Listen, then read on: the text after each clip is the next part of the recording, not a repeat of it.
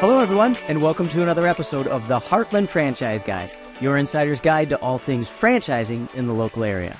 I'm Blake Martin, local small business franchise owner, and your Heartland Franchise Guide. This is the place for advocacy, resources, and education on all things franchising and small business in the local area, and it's a great place for any entrepreneur or aspiring entrepreneur to stop by simply to learn more about the franchising industry. And of course, not surprisingly, our guests today are local franchise owners, Tom and Donna Riedl with 101 Mobility. Thanks for being here today, guys. Thanks, Blake. Hi, Blake. Thanks for having us. Absolutely. Tom and Donna represent, I'm going to look back at camera for a minute because I want to talk to the audience. They represent something that we deal with a lot in a positive way in the franchising field, and that is spouses, couples who are moving into franchise ownership.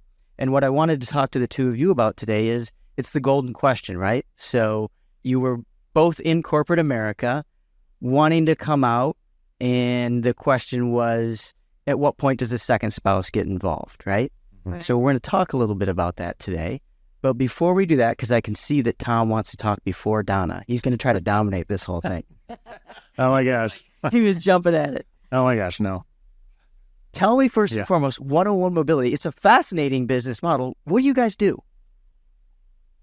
So we help people that have mobility issues. Yeah, I'm the pretty face here. So, There you go. I'm new at this, Blake. Yeah, thanks. Thanks, Donna. I appreciate you joining my side of the table. So no, anybody with a mobility issue. A lot of people think elderly people, but it could be someone with an injury or just someone that was born with a certain physical ailment that they can't get around. So we install equipment that help them get around their home better, easier. What kind of equipment, Donna? Oh, stair lifts are bread and butter, but elevators are becoming more and more popular all the time. Ramps, Hoyers, we have stair lifts, chair lifts, and Razor, which is a device that helps somebody when they've fallen down on the floor. I've seen that. Yeah, it's amazing. It just goes on and on. If people want, so I'm going to give you your first promo here real quick. If people want to see the equipment and tools that you have available to people that are trying to stay independent in their own home, do they just go to the 101 Mobility website? Yeah, like a Razor. That would probably be the easiest. Just look at things online at our website, 101mobility.com/Omaha. Or we have a showroom over here on 108th and Mockingbird. So We've got equipment set up there. They can come in and try it before you buy it. Like literally, they can touch things, ride a stair lift. We will demonstrate a Razor. Get lifted up from the floor on the Razor. Yeah. I've done that. Right. Yeah.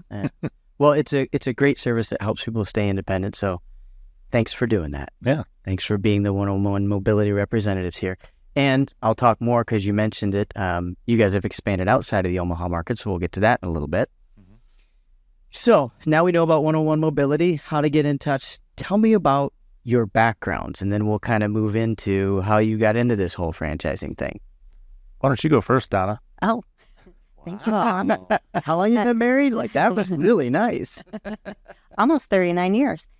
Congratulations. Yeah, thanks. Congratulations is really Needed. Picture's worth 1,000 words. Yeah. Well, so I was working in senior living, helping people move into senior living communities. And Tom, which he'll go into it more, but he was being outsourced from his position. His whole team was. Yeah. And so we saw a need. We understood a need that people wanted to stay in their homes. Yeah. Not everybody wanted to go to an assisted living or to independent living, nursing home situation. And you saw that every day. And saw it every day. Yeah. And so, and this was pre-COVID. So even more so during COVID. But just thought it'd be great if we can help people stay in their homes for as long as it makes sense. Yeah. Yeah. Thanks. Now he's supposed to add something prophetic to that? Yeah. Okay. Well, yeah, I mean, it was probably 8 years ago that we started talking like, hey, Donna, everybody doesn't want to move into a retirement community, or they can't, or, a lot of them just really don't want to. They want to stay in their home. And we said if we could find something that would help people do that, that would be amazing. So her being in the industry really kind of helped launch us and gave us kind of the idea of what we wanted to do. Yeah. Now, it's no secret. We worked together. That's how we got to know each other, and that's how you ended up with 101 Mobility. So we don't need to talk about all the process you went through, et cetera. But when did you know, like, you were going through the research and narrowing process and considering all types of different things, including just not getting into franchising or not getting into business ownership. But then there was a certain moment in time, there always is, where you knew that this was what you wanted to do. What did that look like? Do you remember that? Do you remember when you said, okay, we're going to do this? Yeah. So like Donna said, I got outsourced on my whole department did at my previous job. So kind of the corporate refugee that you always talk about. You were in insurance, right? Yeah, insurance business for, gosh, the last 20 years. So I was just kind of thinking like, do I want to keep doing the same thing? You know, if I apply and find another job, yeah, maybe I could do that, but really just did not want to do that. So early on, I kind of had the idea like, I want to try something different in my career and do something different, do something for me and for us, you know, rather than just going to work for the man. So that's kind of what got the idea started. And then we got introduced to you. And I think really when you introduced us to one-on-one mobility, it all seemed to align for me because Donna's background in the industry, I mean, that was a perfect run-in for us. You know, it wasn't like we were like trying to start not knowing anybody in the industry. Right. So it was a great run-in for us, and that really helped out a lot. Got it. Yeah, I'll be honest with you, Blake. When he first started thinking about opening a franchise, I kept thinking to myself, get a corporate job. Just go get a job. Just go get a job. You told me that flat out the first time we met. Yeah, it was scary for me because there was, I think there might have been subliminal messages in my sleep. Go get a job. Go get a job. I mean, I'm not sure, but I resisted. 39 years, folks. Yeah. But then thinking about it, after meeting with you in the whole process of finding the right fit, it started to click and make sense for me too. And I knew that Tom, super smart, really personable, people love him. And that I didn't know he was going to be such a great salesperson, but I also knew that if your heart's in it and you want to do the right thing, then people are going to say yes. And they're going to know that what you're trying to help them with is going to be a good solution for them. So all of that made sense for me. And he's super handy. So I had to trust and know that we'd be okay. Yeah. So all those elements came together and said to you, this is safe enough for us. Right. This is this is doable. We'll make it work. Yeah. Safe enough. That's a good kind of phrase to use because I mean, there's nothing guaranteed, right? There's a risk. Yep. But that was why having Donna stay in her job for a certain period of time was, again, kind of gave us a runway to get things going and worked out really well for us. But yeah, it's a little scary and a little nerve wracking sometimes, but. Mm-hmm. And then Donna didn't stay in her job as long as she was supposed to. Well, but that was for a good reason. How about that? Yeah. Yeah. So then you got the business up and going, and so we opened in. Donna was working more from the outside in, right? Contributing where she could because she stayed with probably the benefits and the security of, having a paycheck while you were the primary operator building the business up. Mm-hmm. Right. Yeah. So I signed the franchise agreement in January 2020. Good timing. Yeah, great timing. Yeah, to open a business right from COVID's hitting. We thought we were going to open in March, but it was about May when we actually started and got the business open. And COVID actually helped us in a lot of ways because, again, people were trying to stay in their home. Some people were moving out of retirement communities back with their children. So that was a good thing. The down thing was just getting out and getting the business known. We couldn't go networking. We couldn't visit doctors' offices. We couldn't do those one-on-one things because that just wasn't happening. So that was a difficult part. Yeah. But overall, after about a year, things were picking up and gaining steam. And I had a couple employees, and I was like getting to where I couldn't do everything I needed to do. So at that time, Donna was working kind of the same job for a different company, but you can talk a little bit about your experience, where you're at with COVID and everything in your job. Yeah. Well, COVID really changed the senior living scene. I was stuck in my home. I wasn't able to go out and work with my team. I wasn't able to go into the communities and work with the seniors, and that was my joy. And so I was kind of stripped of what was my joy in the whole senior living field. And Tom needed some help, and it was a big jump to trust again that we could make it with both of us in the business. But we had the next 3 months were the best months we ever had, and it's just been going on from there. So yeah. But there was a day though with Donna working at home. Some people love working at home, but Yeah. it wasn't for her. No. I came home one day and I said, extrovert. yeah, and I'm like, this job is killing your soul. I said, I think you need to come.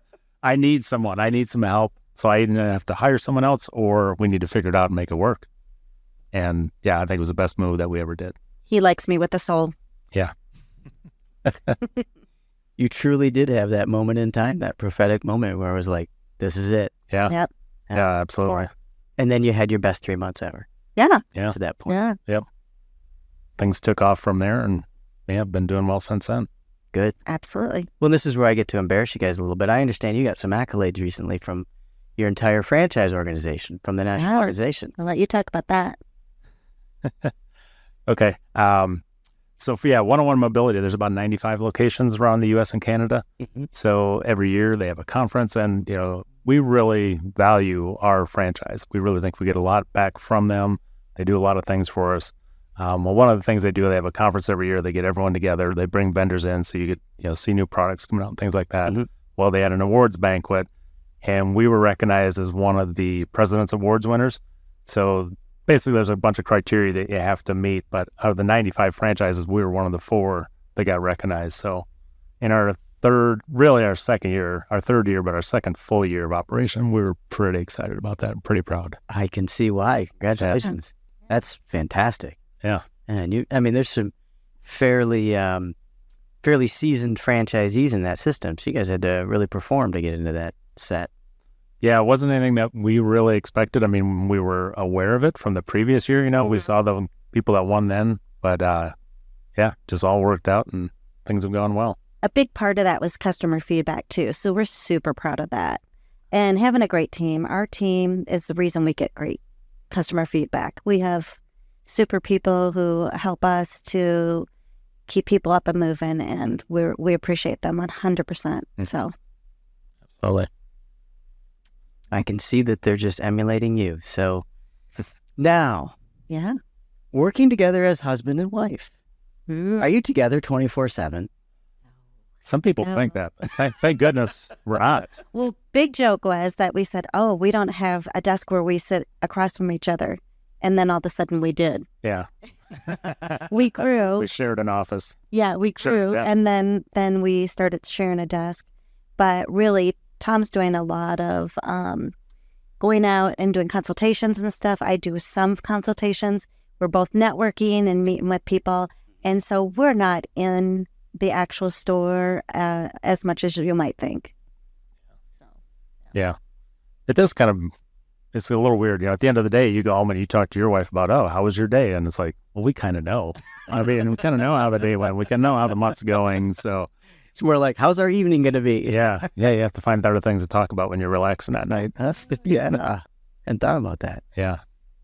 Advice. So couples that are thinking about doing what you did, maybe they're planning to invest in a franchise, or they have and they're growing it and they're trying to figure out, they're going through that same consideration. What's the safe decision? And advice that you would give them as far as making that decision for when the second spouse, partner, significant other might enter the business. What do you think? I think for part of for us might have been just that we saw that it was time to grow. We needed more people. We needed more help. And were we to the point where we really needed a full-time person? Maybe not. But then it was finding things to fill that time. And so that was the networking. And we think that's critical to what we do. And I think it also, in the end, I wanted to be part of it. I saw the great thing he was doing and what he was building, and I was so proud of it and so excited for what he was creating that I just couldn't help myself but want to kind of be a part of that. And so that might be part of why my soul was dying, because and my respect for Tom just I always knew he was a great businessman. I always knew he was a great boss, but my respect for him just grew tremendously throughout this process. And I got to see him in different places in the workplace. Yeah. Because I didn't Different see him. roles. Yeah, I didn't see him as a networker. I didn't see him as a salesperson. That was me. And then seeing him do it, I'm like, he's amazing. And again, it comes down to wanting to do the right thing for people and caring. And so it was natural for him. So super proud of him. Yeah. Don't tell him. Get a big head. But I think, the biggest thing was like for us, you can't have a plan B. We never talked about, well, if 111 doesn't work out, we'll just do this. That was not an option. So we were all in, totally committed, and without her support behind me, helping me get things going, we wouldn't have made it. So I think that's the key. If people are thinking about doing it as a couple, it's like you got to be all in. You got to be committed to doing it, and you just got to make it work. And the failure is not an option for us. So Sage advice. yeah. I just want to add, it's also finding out each person's passion in the business. So what I thought might have been my passion really was his passion, and I love seeing him do that. And so then I do more networking. And so it's really finding each person, what is the best fit for each person, and working around that. Yeah. Figuring out what those boundaries are. We definitely have stumbled over the top of each other times. Well, I thought you were doing that. I thought you were doing that, and then neither of us were doing it. So definitely a lot of communication is needed to make sure nothing, the ball doesn't get dropped on something, and try to do everything that you're supposed to be doing, and defining each other's role on what each of us is going to take care of and be responsible for. That helps too. Sounds like good internal communication in any organization, except in this case, you can be a lot more blunt with each other and get away with it, right? Oh, yeah. We joke that Dinah's in charge of HR, and there's some reasons for that. I'm not the right person for HR. Okay. I say what I'm That's why she's in charge of it. Yeah. Say what I'm thinking. Now I get it. Thanks. Yeah, it took me a second. Yeah. Caught up. Yeah. And you're expanding. So speaking of, utilizing additional resources in your organization, you guys are expanding to other markets, right? Yeah, absolutely. So when we were thinking about a franchise, you buy by the territory, basically by the zip code. Yeah. And first we're thinking Omaha, and then we're like, gosh, Lincoln is right there. So we bought the Lincoln area also, and still just working on trying to develop that. But we came across an opportunity. We met a gentleman that just a great guy. He lives out in what they call the Tri-Cities area, Hastings, Grand Island, Kearney. So kind of central Nebraska. And super great guy. We met him through a networking group, and he can do sales. He can do the installs. He can fix things. He's just super handy.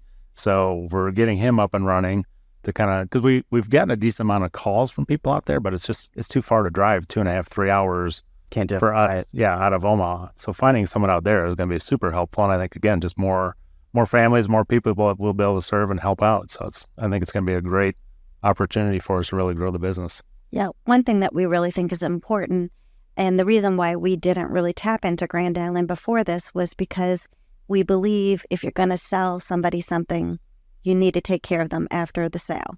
And to send somebody down there to work on service something that's having an issue or broken, that didn't make a lot of sense.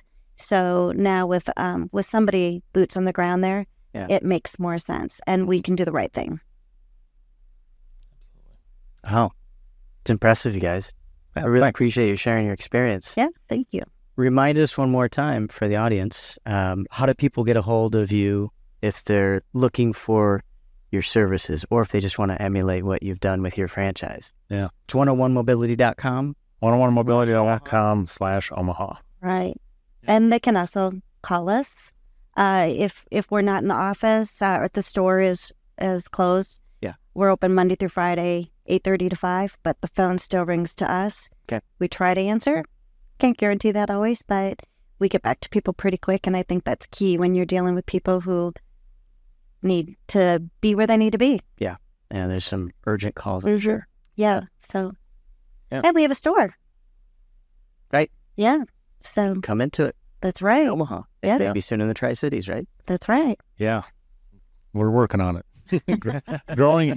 Starting a business is a little scary. Growing it is probably just as scary. It's just a whole nother set of challenges. Like, okay, now I got people 2 or 3 hours away and different set of problems. But yeah, I think it's a fun problem to have, and we're excited about trying to tackle it. And I think that's what makes owning a business different than just having a job. You can do the things that you want to do and try things, and they don't always work out, but most of the time they do. Well said. So I've got one more question for you, Mhm. but I'm going to ask both of you the same question, which means whoever answers it second gets a chance to think about it. Ooh.